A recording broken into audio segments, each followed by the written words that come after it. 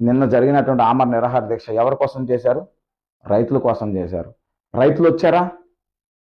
30 మంది 40 మంది రైతులు వచ్చారు. ఇక్కడేమో 127 మంది మేము రైతులు ఉన్నాము, మాకు రైతులకు న్యాయం చేయాలని పద్దాక ఆయన ఇంటికి వెళ్తారు. నిన్న ఆయన ఆమరణ నిరాహార దీక్ష చేస్తే కొంతమంది ఒక నాయకుడు, రైతుల్లో ఒక నాయకుడు, ఆయన భూములు లాక్కోలేదు, ఆయన భూములు కోర్టులో ఉన్నాయంట.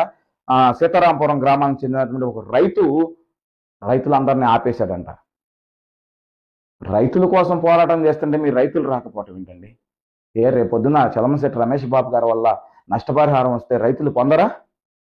చలమశెట్టి రమేష్ బాబు గారి వల్ల నష్టపరిహారం మీరు పొందితే మీరు కూడా ఆ లిస్టులోకి రారా?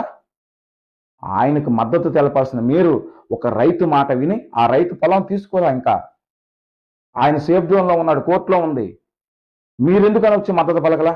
కేవలం కొంతమంది రైతులు మాత్రం ఎందుకు వచ్చారు? ఆ సీతారాంపురం గ్రామానికి చెందినటువంటి ఆ రైతు పైన కొంతమంది రైతులు తీవ్ర విమర్శలు చేస్తున్నారు. నిన్న 30-40 మంది రైతులు వచ్చి చలమశెట్టి రమేష్ బాబు గారికి మద్దతు తెలిపారు. రాజకీయాలకు అతీతంగా వచ్చి మద్దతు తెలిపారు, పార్టీలకు అతీతంగా వచ్చి మద్దతు తెలిపారు. ఎంతో మంది ఆయన చేస్తున్న పోరాటానికి సంఘీభావం తెలిపారు. మీ రైతులు ఎందుకు రాలేకపోయారు?